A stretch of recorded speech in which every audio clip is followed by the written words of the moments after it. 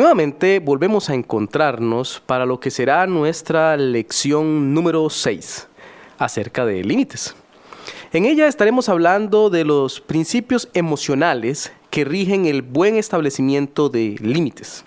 Pero antes, como ya es nuestra costumbre, haremos un breve repaso de lo que vimos la semana pasada cuando analizamos los principios que rigen límites en el área física. Lo primero que revisamos es que el cuerpo es de Dios. Por medio de este primer principio, enfatizamos el hecho que si cada ser humano viviera con este principio, no tendríamos problemas con temas sensibles como el aborto, como el suicidio, la homosexualidad, etc. Que el cuerpo sea de Dios significa que no es mío. Yo solamente lo administro. Una prueba irrefutable que mencionamos fue que yo no controlo algunas variables del cuerpo, tamaño, contextura, etc. En 1 Corintios 6:19 vimos cómo la Biblia es contundente al hablarnos con ese respecto. Dice así: ¿O ignoráis que vuestro cuerpo es templo del Espíritu Santo, el cual está en vosotros, el cual tenéis de Dios y que no sois vuestros? Cada cristiano es un ejemplo vivo de Dios. Es un templo y como tal debe verse. A un templo se le mantiene limpio, en buena forma para la adoración. Si pensamos en un templo para otra funcionalidad, perdemos la esencia y el rumbo. Es necesario poner énfasis en mantener el templo limpio, en no ignorar la grandeza de lo que significa que Dios viva en uno. El templo debe permanecer limpio y estar siempre dispuesto para la adoración a Dios. Ese es el resumen de lo que estamos diciendo. El segundo punto que vimos fue: el cuerpo puede llevar castigo.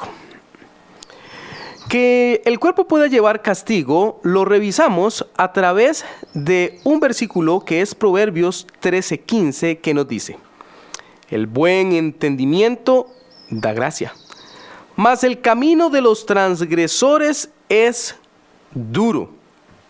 Esa porción de las Sagradas Escrituras enfatiza que todos aquellos que dejan el buen consejo terminan experimentando en su vida la dureza de sus consecuencias. Para reflexionar mejor en esto, hablamos en aquel momento de 3 reglas distintas. La primera nos indica que todo lo que yo siembro es lo que yo cosecho. A esa la denominamos la regla de la siembra y la cosecha, y encuentra su base bíblica en Gálatas 6, 7 y 8. Dice así: no os engañéis, Dios no puede ser burlado, pues todo lo que el hombre sembrare, eso también segará. Porque el que siembra para su carne, de la carne segará corrupción, mas el que siembra para el Espíritu, del Espíritu segará vida eterna. De aquí se desprende que la naturaleza de lo sembrado es la naturaleza de lo cosechado. Esto quiere decir que si siembro manzanas, lo que tengo que esperar recoger son manzanas, ningún otro tipo de fruta. Otra regla que vimos la denominamos la regla de la retribución, que nos indica que lo que nosotros sembramos no solo lo cosechamos, sino lo hacemos en virtud de la clase y cantidad de lo que sembramos. Esto quiere decir que cuanto mayor la siembra, será más grande la cosecha. Pusimos el ejemplo de un rey llamado Adoni-Bezek, que solía tomar como rehenes a otros reyes que derrotaba en batalla y luego les amputaba los dedos pulgares de las manos y pies. Ya en esa situación, los colocaba debajo de su mesa para que se alimentaran de las migajas. Esa era su diversión, hasta que él mismo cayó en batalla y le hicieron exactamente lo que él había hecho, tal como lo narra Josué 1, 6 y 7. No solamente hay que cuidar la semilla, sino la cantidad que se siembra. Por último, vimos la regla de oro, que es la que debe regir nuestro comportamiento. Dice Lucas 6:31: y como queréis que hagan los hombres con vosotros, así también haced vosotros con ellos. El resumen sería hacer a los demás como yo quiero que me hagan. El tercer punto fue que el cuerpo tiene límites, es decir, se cansa, necesita alimentarse, requiere cuidado. En una época como la nuestra, el cuerpo puede sufrir mucho por el estrés, por el corre-corre, los descuidos, etc. Es por ello que debemos recordar que Dios quiere que descansemos en Él y que no nos preocupemos. Cada anhelo tiene su tiempo. Todo tiene su tiempo, nos dice Eclesiastés 3:1.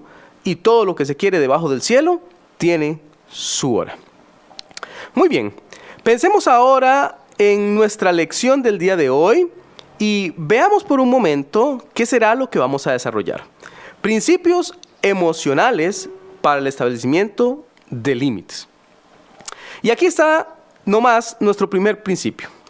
Las emociones no se negocian. Para tener más claro este punto, vamos a recordar lo que la Biblia nos dice en Jeremías 17, 9 y 10. Engañoso es el corazón más que todas las cosas y perverso. ¿Quién lo conocerá? Yo, Jehová, que escudriño la mente, que pruebo el corazón para dar a cada uno según su camino, según el fruto de sus obras. El resumen de esa porción sería: el corazón no es digno de confianza. Hay que darle espacio a Dios para que trabaje en él. Ese trabajo lo hace el Señor desde lo profundo de mi ser. Observemos cómo lo dice el salmista en el Salmo 26, el versículo 2. Mire el deseo de él. Escudriñame, oh Jehová, y pruébame. Examina mis íntimos pensamientos y mi corazón. Esta solicitud de revisión extrema debiera ser la petición de todo cristiano cuando está en su tiempo de oración. Es sincera, honesta, sin tapujos. Muchos cristianos tienen problemas muy serios debido justamente a su incapacidad para solicitar a Dios un examen exhaustivo de todo lo que hay en su mente y en su corazón. En lugar de hacerlo así, juegan con sus emociones, hasta que desgraciadamente caen presa de ellas. Déjeme explicarle mejor este punto con un ejemplo. Este es el hombre que se siente atraído por una mujer que no es su esposa. Cada día se niega a sí mismo que esta atracción le pueda generar algún tipo de problema. Comparte con esta persona y un día de tantos se encuentra enamorado. Comienza a justificar su pecado diciéndose a sí mismo que todo va a salir bien. Negocia con sus emociones una y otra vez hasta que el desastre se consuma y pierde su matrimonio. ¿Dónde empezó el problema? Justo cuando no fue honesto con Dios respecto a lo que estaba sintiendo por esa otra mujer. Ahora imagine a este mismo hombre pidiéndole a Dios en oración que lo escudriñe, que le examine. Más o menos sonaría algo como esto. Señor, por favor ayúdame. Siento que me estoy enamorando de esta mujer que no es mi esposa.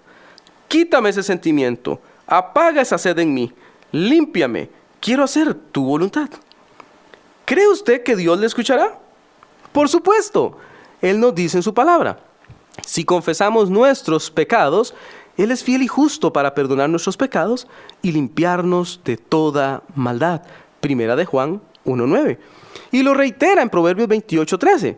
El que encubre sus pecados no prosperará, mas el que los confiesa y se aparta alcanzará misericordia. La solución no es dejar las cosas sin hacer nada. No es negociar o justificar lo que yo estoy sintiendo. La solución está en confesar y en apartarse. Y para llegar a ese punto de confesión, es indispensable la obra del Espíritu Santo por medio de la Biblia. Observe, por favor, lo que la Biblia puede hacer por cada uno de nosotros. Porque la palabra de Dios es viva y eficaz, y más cortante que toda espada de dos filos, y penetra hasta partir el alma y el espíritu, las coyunturas y los tuétanos. Y presta atención a esta última parte. Y discierne los pensamientos y las intenciones del corazón. Hebreos 4:12. ¿Lo ve? Por medio de la Biblia, el Espíritu Santo nos hace discernir la maldad en nuestros pensamientos y las locuras ocultas en nuestras intenciones. Es así como nos llegamos a dar cuenta de nuestra maldad y luego la podemos confesar a Dios en oración. Las emociones no se negocian, se enfrentan con la ayuda de Dios. Lo segundo que veremos es que las emociones sí pueden controlarse. Eso lo sabemos sin lugar a dudas porque la Biblia así lo dice. Observe cómo lo plantea en 1 de Pedro 5:7. echando toda vuestra ansiedad sobre Él, porque Él tiene cuidado de vosotros.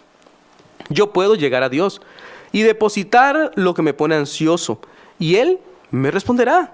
Y no solo me responderá, tomará control de la situación. Suponga que el esposo y la esposa discuten acaloradamente. Es tan fuerte la discusión que hasta se escuchan gritos en las casas vecinas. De pronto, en medio de tan terrible zafarrancho, alguien toca a la puerta. El marido abre con el fin de enfrentar a quien toca y decirle que no moleste. Para su sorpresa es el pastor de la iglesia. Su rostro cambia, coloca una sonrisa fingida en él, avisa con tono suave a su esposa que llegó el pastor. La esposa a su vez viene a saludarlo mientras acomoda su cabello y con calma y con una gran sonrisa. ¿Se da cuenta? ¿Ve cómo sí podemos controlar las emociones? El asunto está en querer hacerlo. Muchas personas dan rienda suelta a sus emociones y luego se arrepienten de haberlo hecho así. Veamos por ejemplo la ira y lo que pasa con la lengua. Santiago 3:6 nos dice: y la lengua es un fuego, un mundo de maldad. La lengua está puesta entre nuestros miembros y contamina todo el cuerpo e inflama la rueda de la creación, y ella misma, escuche esto, es inflamada por el infierno.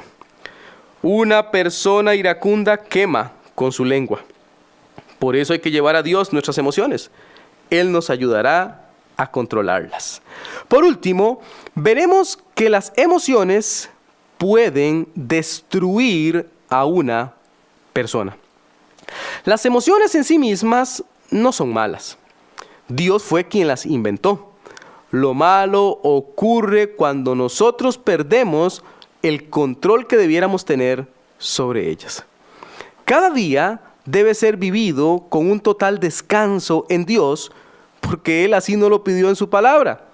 Mire cómo lo dice en Mateo 6:34. Así que no os afanéis por el día de mañana, porque el día de mañana traerá su afán. Basta cada día su propio mal. Ese mal del que nos habla el Señor se traduce en muchas formas diferentes.